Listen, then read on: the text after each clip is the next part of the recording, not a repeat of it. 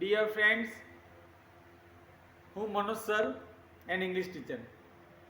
આજે આપણે grammar ટોપિકમાં have અને હેઝનો ઉપયોગ કેવી રીતે કરવો એના વિશે ભણીશું.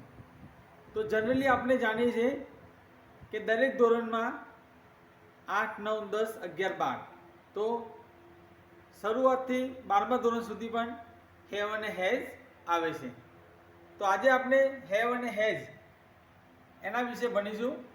હેવ અને હેઝનો ઉપયોગ સામાન્ય રીતે પ્રેઝન્ટ ટેન્સમાં થાય છે. હેવ અને હેઝનો મતલબ થાય છે ની પાસે હોવું, એટલે કે વ્યક્તિ પાસે હોવું. તો આપણે પહેલાં હેવ ક્યાં વપરાય અને હેઝ ક્યાં વપરાય એના વિશે ભણીશું. તો અહીંયા કરતા મેં લખેલું છે, કરતા આઈ, વી, યુ, દે. તો આ ચારેય કર્તાની સાથે હેવનો ઉપયોગ કરવો. ત્યારબાદ કરતા ત્રીજો પુરુષ એકવચન એટલે કે હી, સી, ઇટ.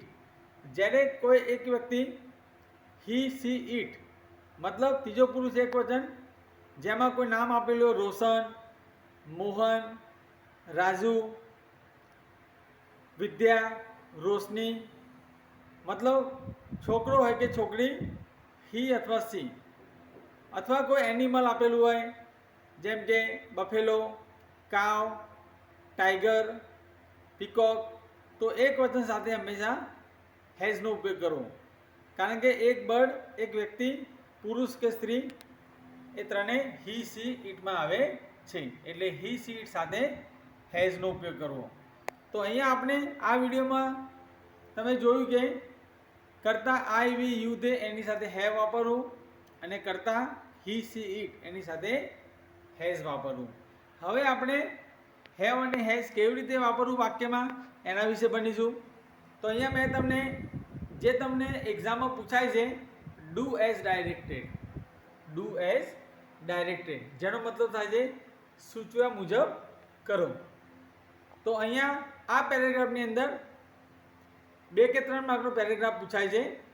તો આ પેરેગ્રાફમાં ચેન્જ ધ જેન્ડર, પુલ્લિંગ, સ્ત્રીલિંગ, જાતિ બદલો, જે આપણે અગાઉના વિડીયોમાં શીખી ગયા, અથવા સિંગ્યુલર, પ્લુરલ, એક વચન કે બહુવચન, અથવા ટેન્સ પણ પૂછાય છે. પ્રેઝન્ટ ટેન્સમાંથી પાસ્ટ ટેન્સમાં ફેરવો. ઘણીવાર આઈને બદલે વી વાપરો, વીને બદલે હી વાપરો, યુને બદલે સી વાપરો, એવું પણ લખેલું હોય છે. તો દોસ્તો અહીંયા આપણે સેન્ટેન્સમાં જોઈશું, તમને ખ્યાલ આવશે કે હેવ અને હેઝ કેવી રીતે વપરાય છે. તો મેં એક્ઝામ્પલ લખ્યું છે. First, I have a new box. મારી પાસે નવું બોક્સ છે. બીજું સેન્ટેન્સ છે you have a magic stick. તમારી પાસે જાદુઈ લાકડી છે અથવા તારી પાસે જાદુઈ લાકડી છે. ત્રીજું, દે હેવ ઓલ્ડ બુક્સ, મતલબ તેમની પાસે જૂની ચોપડીઓ છે, તેમની અથવા તેઓની પાસે જૂના પુસ્તકો છે. હવે તમારે એક્ઝામમાં જે પૂછાય છે, ભલે 9મું ધોરણ હોય કે બોર્ડની પરીક્ષા હોય 10મામાં, તો અહીંયા સ્ટાર્ટ ધીસ વે આ રીતે લખેલું હોય છે. સ્ટાર્ટ ધીસ વે આ રીતે શરૂ કરો, અથવા બિગિન ધીસ વે આ રીતે શરૂ કરો. બિગિન એટલે સ્ટાર્ટ. તો અહીંયા સ્ટાર્ટ ધીસ વે તમને અહીંયા નામ આપ્યું છે રોશની. ખાલી નામ આપેલું છે, મતલબ રોશની એટલે તમને તરત આઈડિયા આવશે કે રોશની એ ત્રીજો પુરુષ એકવચન મતલબ સી. રોશની માટે આપણે સી એટલે છોકરી માટે સી વાપરીશું. તો આપણા માટે રોશની એ એક વચન છે. તો રોશની એ ત્રીજો પુરુષ એકવચન જેના માટે આપણે સર્વનામ સી વાપરીએ છીએ. એનો મતલબ શું કે રોશની વાપરવાનું છે, એટલે આપણે ત્યાં હેઝનો ઉપયોગ કરીશું. હેવની બદલે હેઝ વપરાય છે. તો આન્સર બનશે રોશની, આઈની જગ્યાએ રોશની. ત્યારબાદ અહીંયા હેવ આપેલ છે, હેવને બદલે હેઝ થઈ જશે. રોશની હેઝ અ ન્યૂ બોક્સ.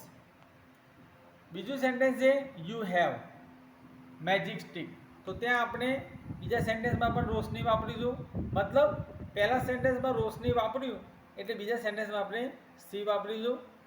એક જ વાર નામ વપરાશે, બીજા અને ત્રીજા સેન્ટેન્સમાં હી અથવા સીનો ઉપયોગ થશે. જો એનિમલ બર્ડ કે વસ્તુ હશે તો ત્યાં ઇટ વપરાશે.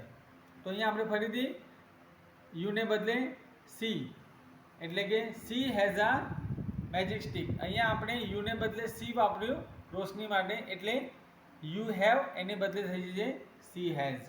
ત્રીજા સેન્ટેન્સમાં દે હેવ ઓલ્ડ બુક્સ. તો આપણે અહીંયા એ પ્રમાણે ચેન્જ કરીશું. ફરીથી ધેની જગ્યાએ સી વપરાશે અને હેવને બદલે હેઝ, એટલે કે સી હેઝ ઓલ્ડ બુક્સ. તો દોસ્તો, આ વિડીયોમાં તમને ખ્યાલ આવી ગયો કે ક્યાં હેવ વાપરવું અને ક્યાં હેઝ વાપરવું. તો પહેલાં આપણે હેવ અને હેઝ, જેનો મતલબ ની પાસે હોવું, વ્યક્તિ પાસે હોવું, એ યાદ રાખવું. હેવ અને હેઝ નક્કી થઈ જાય ત્યાર પછી આપણે કોની સાથે હેવ વપરાય છે, કોની સાથે હેઝ વપરાય છે એ ધ્યાન રાખવું. તો જે કરતા લખેલ છે એ પ્રમાણે હેવ અને હેઝનો ઉપયોગ કરવો. હવે આપણે નવા વિડીયો માટે ફરી મળીશું.